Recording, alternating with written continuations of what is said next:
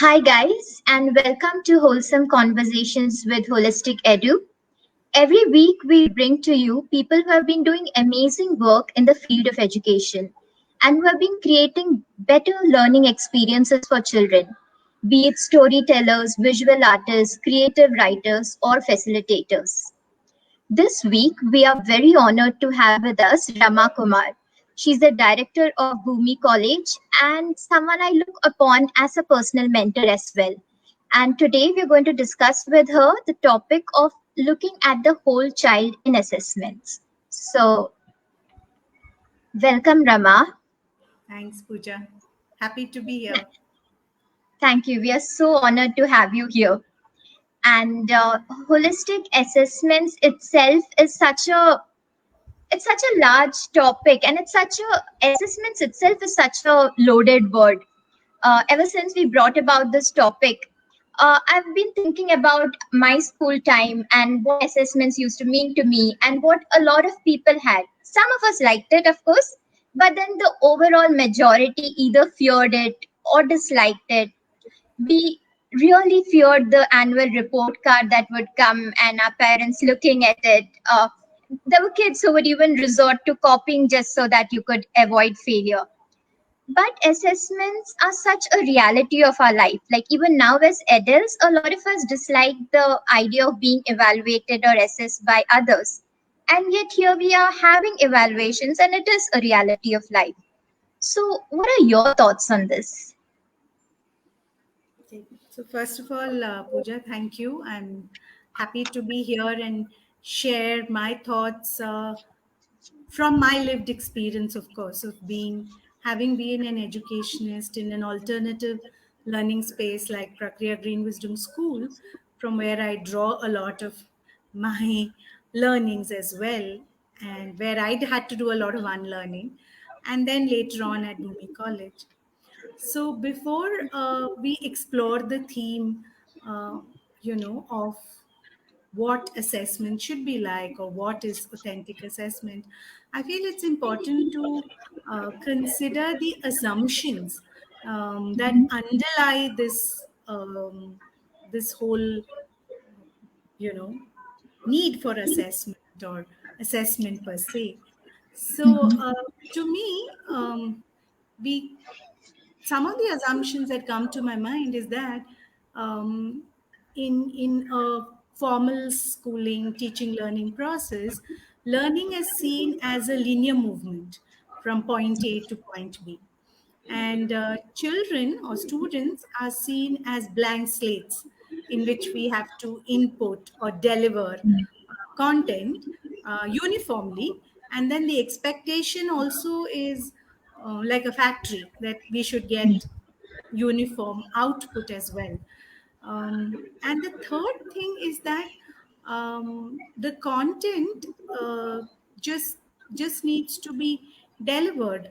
There is um, no need to present it in a context.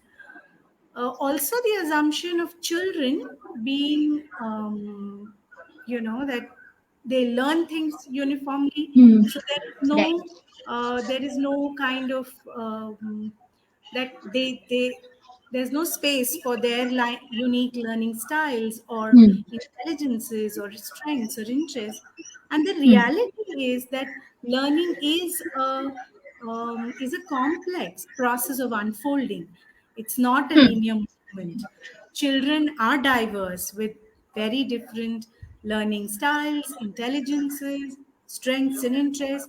The common thing, though, is that they have a strong drive to learn. All children have Hmm. that strong drive Right. to learn. And when content is presented in a context, when perspectives are given, the absorption is greater. So, if Hmm. assessment doesn't keep track of all of this, then it becomes like what you were sharing, Hmm. something to be feared, something to be scared about, and something which is not doing justice either to the child or to the learning process itself. That's what I believe. That's what I think. Right. So, what I draw from you are a lot of limitations of standardized assessments where we are expecting a lot of children to follow a certain cookie cutter pattern, and where we are Exactly. not allowing that uniqueness to flourish. We are not looking at that uniqueness. So, what then do you believe needs to be the purpose of assessing learning? What's the purpose of it?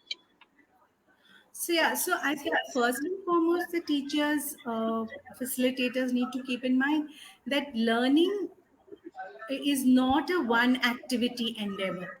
You know, Mhm. in that kind of a thing, a tokenistic or rote learning can happen. You know, they're just tokenistically learning something and reproducing it. But for deeper understanding, it can never be a one activity endeavor. So the purpose of assessment, according to me, is really for the teacher to kind of uh, see or review what are the gaps Hmm. in understanding for the child, so that she can do course corrections. She Hmm. or he, I'm saying Hmm. she, I mean, she or he Yeah. can do course corrections, can make Hmm. changes and offer learning experiences. A lot of times when you get caught with just delivering content, what happens is you're imposing experiences as different from offering learning experiences. So that's one Okay. thing for the teacher to look Hmm. at the gap. The second thing is for the teacher to take stock. You know, okay, Okay. this is the journey covered so far, and so she Hmm. takes stocks. So before moving forward, what Hmm. should be done? Yeah. I have an interesting example for this. So one of my Hmm. colleagues in Prakriya, who's a math teacher, so Hmm. she was working with middle school children, and Hmm. she asked them, okay, how many of you are you know, familiar or comfortable with simple addition? And everybody just laughed and said, of course we all know simple addition. So she said, okay, I want you to answer this question. Three, if you add two apples to three bananas, what do you get? Hmm. And every Hmm. lot of hands went up and some started laughing. What a stupid question, auntie. It's five, you know. So Hmm. she said, five what? So then there was silence in the class. So she said, Hmm. if I take three bananas and two apples, what do I get? Three plus two, Hmm. what? Hmm. It's five. But she said, five what? And again they were stuck. So she said, three apples plus two bananas still make three apples and two bananas. You know, Hmm. you don't get five. So she said, if the answer is five, what should have been my question? And then Hmm. they started thinking. So then one of them came up with total how many fruits do I have? Fruits are there. Hmm. Then the answer five is correct. So she said, when the teacher is able to take stock like this and really see Hmm. where is a concept understanding. So then as a math teacher, he knows Hmm. where he needs to focus attention on, because there's a Ah. gap in understanding or there's a quick Hmm. jumping to conclusion. So she has to really take time to where does she need to focus attention on. Hmm. And I think the most important purpose of education, according to me, is to Hmm. really, uh, you know, forge a relationship with the learner in front of you. Because the moment Okay. you're focused on the learner in front of you, then Hmm. you are able to say, okay, where is he or she at? What is it that I need to work with? And then I become a partner in the learning journey, you Hmm. know. and Right. that and when I forge that relationship, I see the whole child in front of me, you know. Then I'm Hmm. not caught with my content that I need to deliver, whether the child Hmm. gets it or not. So the Hmm. purpose of assessment, according to me, is not to push everyone through the eye of the same needle, but to really see the child in front of you and forge a relationship, which will then help you, you know, which will then help the Hmm. child deepen his or her understanding. Hmm. That's a beautiful concept. I mean, the idea of looking at assessments not just something that the child needs to go through every year or something where the child is being evaluated, but rather I see a more cyclic or a reciprocal feedback over here, where the facilitator is also looking for gaps in the way she's been conducting it, and to build a relationship together is something that sounds really lovely. So we you started with talking about looking at the whole child, like looking at the whole child in assessments. Let's start with taking one example. So let's start with taking the cognitive or the intellectual part and talk about the academic progress of the child.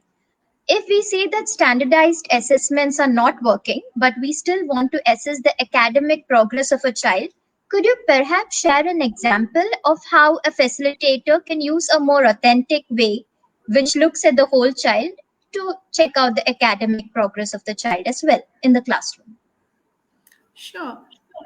So I think one of the, uh, I mean, I can think of couple of examples, but before that, I'd like to say that, uh, if the teacher has patience with the Hmm. process of learning and with the learner in front of her, Hmm. and the teacher looks at assessment as a place to look at, okay, one is where's the gap in understanding, but Hmm. also space to figure things out and time to Hmm. make mistakes. If these Hmm. principles are kept in mind, then an authentic, I mean, assessment, if you call it, because that Hmm. word itself seems contradictory. But Hmm. anyway, so one way is, so one thing that at least I have tried, and I think many of my colleagues in Prakriya do, is a very simple tool like the mind map. Yeah, it's a Hmm. very easy to use tool for the teachers, and it doesn't take much time. So once a teacher has covered, let's say, a concept, Hmm. ask the children to make a mind map with it. Now, then the Right. child is free to express in his or her way. They can use Hmm. images, they can use, there's not one question for which the child has to write a right answer. So Hmm. it's quite open ended, and Hmm. when the teacher kind of looks at all the mind maps, she's able to understand, okay, where is each child, Hmm. what are the gaps, Right. and if there's one, like I've seen that, I thought I had delivered the concept very beautifully, but when I looked at the mind maps, I realized there was a major gap in understanding in many of them. Hmm. So then Hmm. that is something I had to re-look at or review because I had not Right. communicated properly. So mind map is a interesting tool Brilliant. according to me. Then another thing I can think of is, like you use, again, this one of my math teacher colleagues had used it. So when she did the concept of constants and variables in a math Hmm. class, and then what she did is, okay, we've done this concept. Now let's look at constants and variable in your life. So look Hmm. at your relationship with friends, family, extended family. What are constants? What are variables? Look at Right. the food you eat, which are Hmm. constants, which are variables. Look Okay. at what are the possessions that you have. So it's a Hmm. very simple thing, but she kind of enabled the child to apply it, and she gave Hmm. them that exercise that you not only you do it for yourself, but talk to 10 different people. So it became an Hmm. exercise. Now in Right. that is also assessing if the child has got Hmm. that thing or not. Correct. One more example I can bring is, when you do creative writing, quite Hmm. often what happens is, I mean, at least I remember when I was in school, you either got a very good or 8 on 10 or whatever, Hmm. Hmm. or you can do better Can do or better. and I mean, as a child, I also always wondered what was good or what is the can do Hmm. better. You didn't have Right. clarity on it.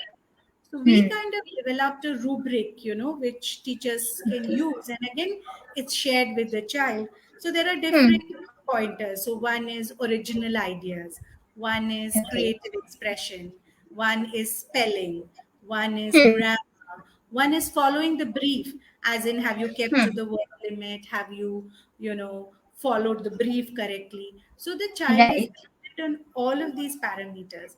So then the child Hmm. really knows where he or she should focus and Hmm. where is the gap, right? So, Right. so, so, so it becomes, again, the child is not thinking very good, but But I what don't know what can be better. And so, and also sometimes the child knows I have very good ideas, but I'm not expressing it well, Mm. or Right. I may have very good ideas, I may be expressing it very well, but the brief may be something and I've gone somewhere else. Right. So, or I need to work on my spelling. So Mm. otherwise the teacher just circles the spellings. A child feels, oh, all she cares about Um, is what I don't the know. spellings. Yeah.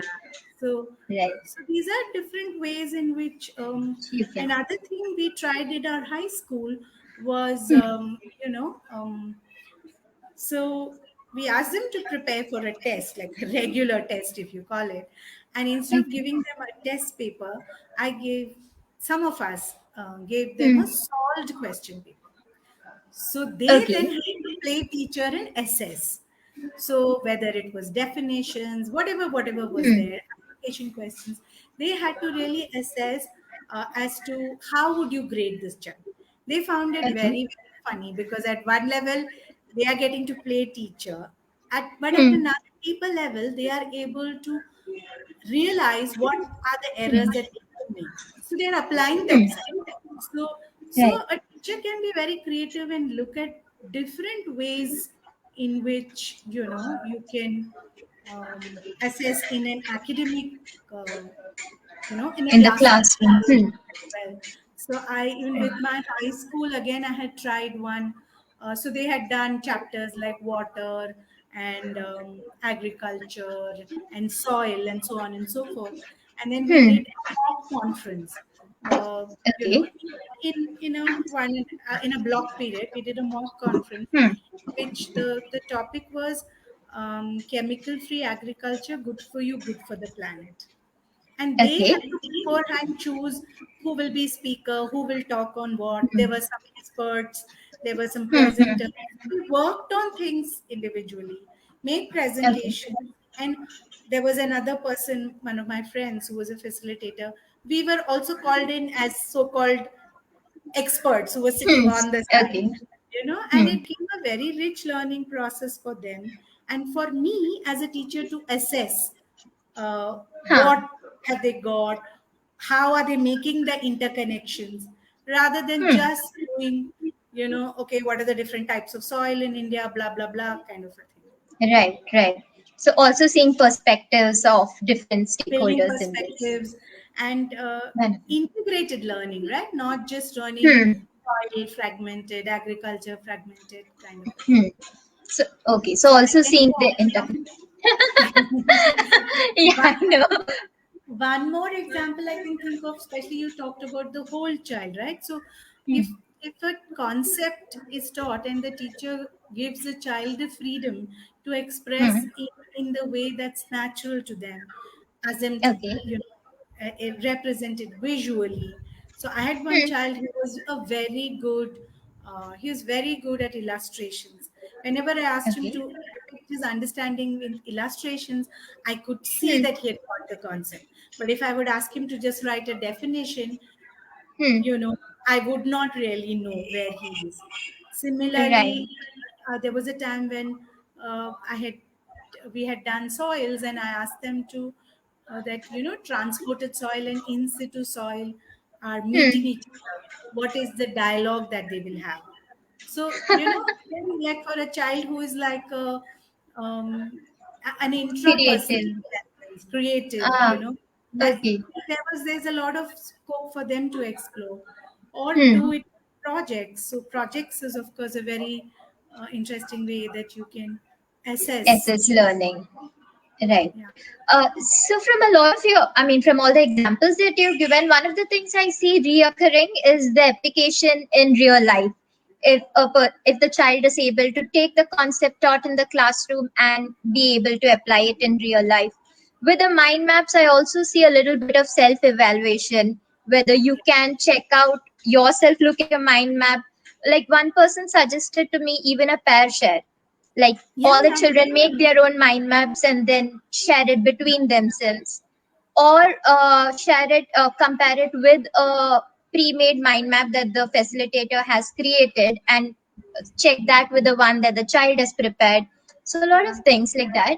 So we see self-evaluation, we see real-life application. What else must an educator keep in mind as, like, say, an indicator of authentic assessment while So creating an assessment? yeah, so I think there should be space to figure things out, because Okay. when your objective becomes to get to the right answer in the shortest possible time, the learning, according to me, is not a deep, uh, Right. you know, understanding is not deep. It's just Mm. tokenistic. So there Yeah. should be space to figure things out, and there Hmm. should be room to make mistakes, because we are wired differently. The same problem may be presented to each one of us, and we'll approach it very differently. So the teacher Right. should enable the child. So one of the principles is that if you look at learning and applying, which will help you in solving problems, yeah, Hmm. um, and integrating learning. Hmm. The reality is we all approach problems very differently. But if you say Okay. there's one way to solve this Hmm. problem, then that diversity of engaging just gets wiped Huh. out. But Right. if there is no fear, that if I can say, Hmm. oh, I approach it my way and figure it out my way, Hmm. then it Hmm. gives confidence to the child. Let me at least apply it. So you may be, math logic oriented. I may not, Hmm. but it should Hmm. not mean that I don't apply myself at all. You know, Right. so Okay. there should be the room to um, to be fearless about trying and figuring it out, Hmm. and Okay. not get caught with getting the right answer too quickly. That kind Hmm. of takes away everything. The other thing is the pressure should be optimum. It should not be too much that the Huh. child just cracks, because children like challenges. All of us like challenges. So True. the teacher again will have to be very observant. What is the Hmm. kind of right challenge for this group of children. Right. And the other thing also I feel is that, what was the other thing I was thinking about? The optimum stress and one more thing. It's escaped me now. It'll come It's back. okay. We'll come back later. Yeah. Yeah, but we still got quite a few points. We got the optimum stress. We got what I really take back is the thing of having a place where the child knows that it's okay to make mistakes, knows that it's okay to fall down, dust themselves up, and get up again, and just apply themselves in the way they want. So The we say other that. part was also Hmm, if it is held with lightness. If ah, the teacher holds the whole process with lightness, the children hmm, also affect to that. Then this ah, exam also doesn't make larger than life. It just becomes true. one of the things that you have to approach. You do. So again, and the teacher also knows. So this is another funny example. Um, so the teacher asked a question. She gave this thing of basmati rice costs so much, and some other Uh-huh. rice costs so much. So she really wanted them to apply the concept of selling price and comparison of selling price. So Hmm, which would hmm. you buy? Now the child's response was, "I'll buy basmati rice because I like the taste of it." Now the teacher can say, "Oh, this is the wrong answer," but Hmm. actually the child looked at. She was not so bothered about the cost The price of selling. prize. She was really Hmm. looking at what she likes. So if you hold it with lightness, Like, um, because right. That, when you put hmm, the fear of failure into children, that becomes a big block, not just to hmm. problem solving, but to creativity, to imagining things. So, Right. fear of failure is a big block to, Hmm. um, Creativity and growing. yeah. Yeah, I remember somewhere it was written about this that when you put it in a stressful situation, our brain automatically goes to its limbic system in Yeah. the Yeah. flight or fight Fight mode. or So fight there is mode. so the Yeah. creativity or the innovation, the part of the brain that's responsible for that is not really actively Available. involved in that. Exactly. So yeah, it makes sense then to have a sort of a stress-free environment, have an environment where fear is not a deterrent.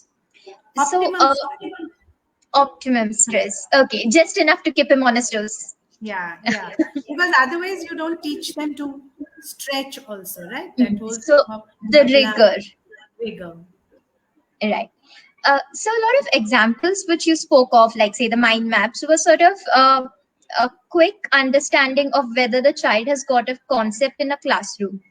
We have a lot of assessments which are also the type that look at a child's journey, like its progress over the year and how much he or she has grown. So, are there such sort of long term assessments that a facilitator can look at, which looks at the child's achievement over a longer period of time? Yeah, so I can share from my experience of what we do in practice.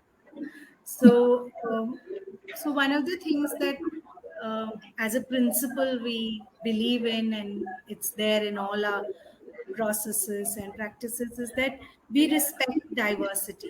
That we respect, because nature is diverse, and so are children, and so are all of us. So, and to look at the child only in a classroom setting is limiting, because you're seeing only one facet of the child. So we have this process of uh, what we call writing the person.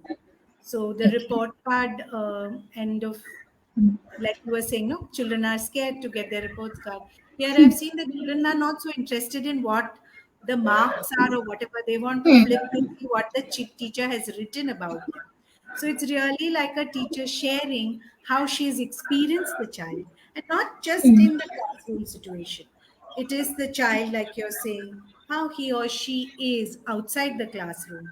When we go on field trips, when we do our gardening or routine work like our shramdan, hands-on work, how is the child involved himself in a real life project, in a stage production, or how has the child been in circle times through the year, or how Okay. has the child participated in, let's say, a conference that we have organized, or Right. workshops that we have held, or how has he or she, at least in higher classes, they're part of the students council and so on and so forth.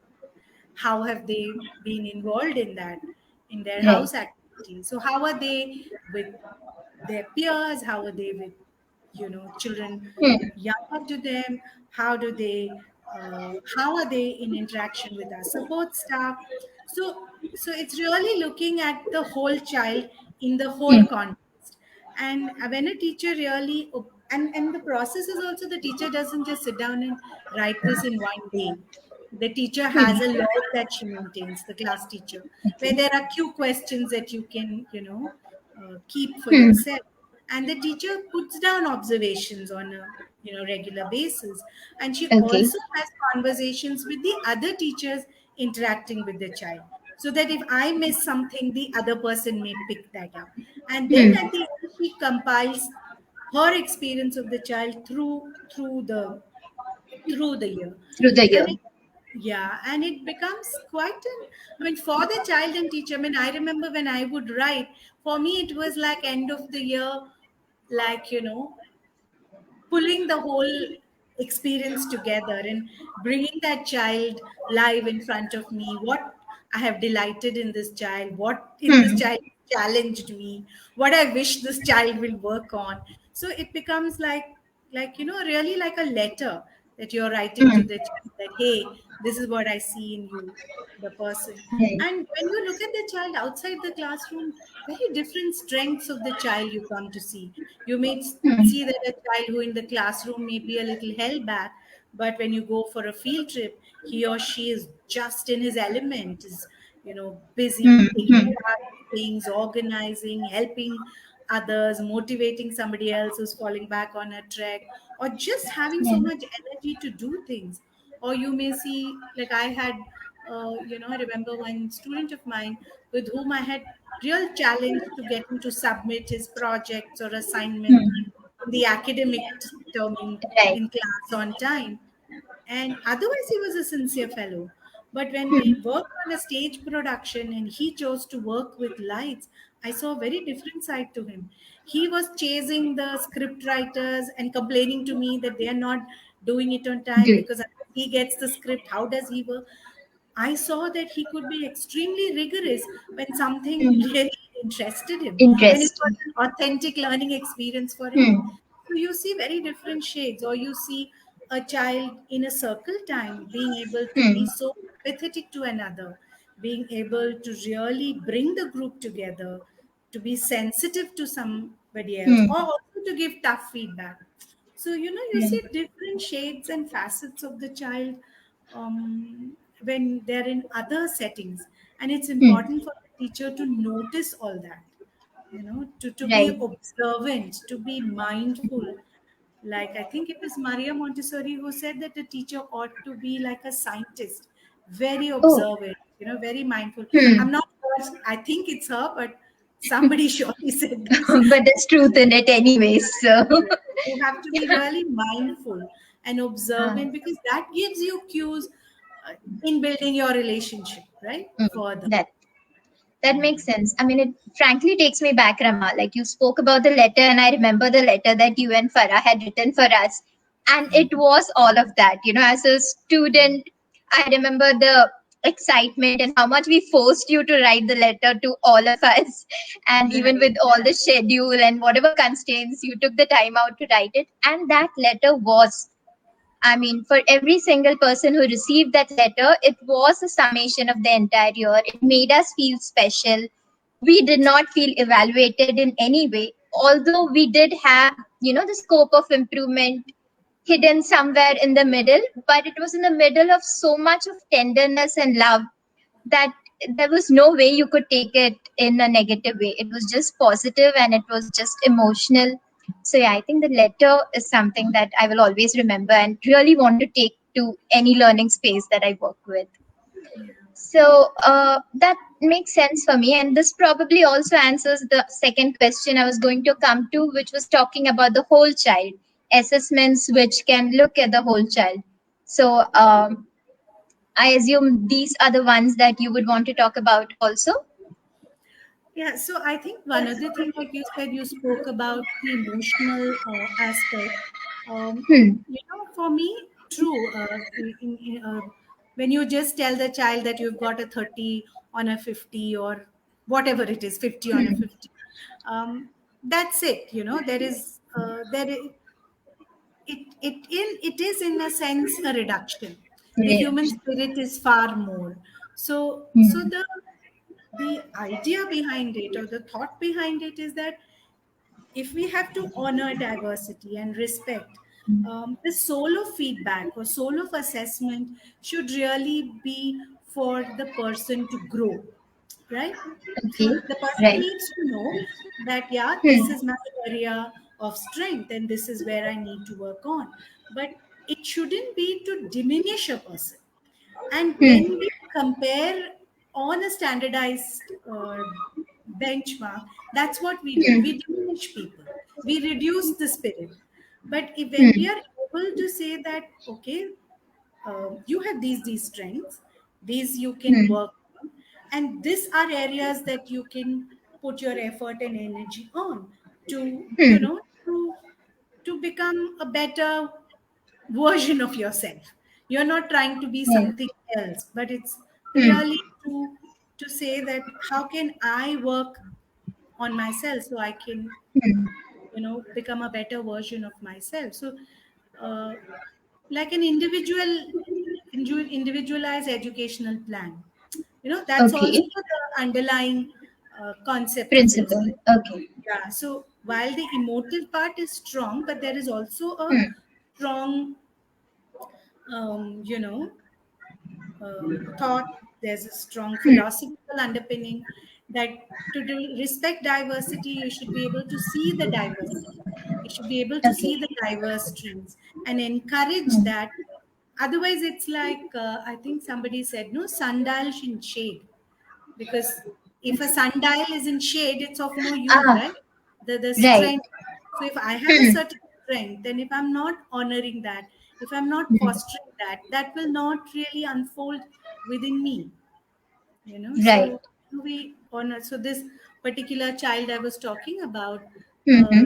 the sound guy who was, he really had the ability to take charge and do Hmm. things in his area of interest. The Well. routine things actually bored him probably. So now I got a handle that this interests him. So through that, like saying, oh wow, like you Can have you that take ability charge of to this? reflect. So can you Hmm. also bring some of this here? Hmm. You open up spaces for conversation with the child as well. Wow. Mm, that's nice. So we have a lot of, from what you spoke about the emotional development and leaving that space for the child to also. Uh, One of the things that also came up was someone asking me, can not the child also assess themselves? Like when we Definitely. have someone else. So are there examples where we can allow the child to also assess themselves? Like if you think about Sure. real life, that's what we need to do. We can't True. always wait for our employer to tell us that, you're Exactly. doing a job. So actually, that's very important point because in this traditional way of assessment, the power is actually with the authority, Right. right? And Hmm. one thing that we have done as a practice from very early, like I think class three upwards, they do it, is they Hmm. get a simple questionnaire. So they Okay. like, so for the little ones, it may be like, what did I enjoy doing? What did I Hmm. struggle with? What would I like to do? What are some of Right. the things I think I have done well? And they can Hmm. draw pictures, whatever. So it's really a time to take a pause, to reflect, to review their own Hmm. learning journey, and in that sense take charge. And as they Right. grow older, like in middle school and high school, of course it becomes a little more Hmm. intensive, as in, okay, what concepts I really enjoyed, how would I like to work with it, what are Hmm. my like, if let's say something is my favorite subject, what about it do I find interesting, what would I like to do with it Okay. in future, or something I'm struggling with, what Hmm. what according to me is where I'm struggling, how would I like to get help, either from my teachers or my peers, or the Hmm. my parents. So it becomes a exercise for them to reflect and review, and Hmm. also say take charge. Now this is one, Okay. the academic part. The other Hmm. part also we do, like, how did I see myself in, let's say, following rules of the school, or Hmm. being rigorous with my assignments, or Right. taking charge of different things, or Hmm. committing, or whatever I've committed to, was I able to follow them through. So Hmm. those kind of qualitative things we do for the middle school and older children. Okay. Also, we have done that peer review for the older children. Okay. How do my peers see me? That Hmm. also. So sometimes I think even when we write in the class 10, the person is written like a letter. So for that Huh. we get responses from the peers. So what do your Yes. Hmm. peers think of you? So all Hmm. of this gives the children a little bit of a handle on where do I stand, and a realistic kind of picture, Right. and where do I need to apply, need to where can I take things a Hmm. little easy. So I think it's an important thing, and it can be done very easily. It's not rocket science at all. It's just a little, that the A little teacher understanding and has to focus on. Yes. okay. So a lot of things is what I is being practiced, or at least I hope it's being practiced in elementary schools. It's easier with smaller kids because you have a little bit more of flexibility in terms of syllabus, curriculum. But as we grow into high school and where there is syllabus completion, there are board exams, and there is a kind of pressure even on the facilitator to finish the curriculum on time. Is there still space in high school to have these kind of uh, learning assessment techniques?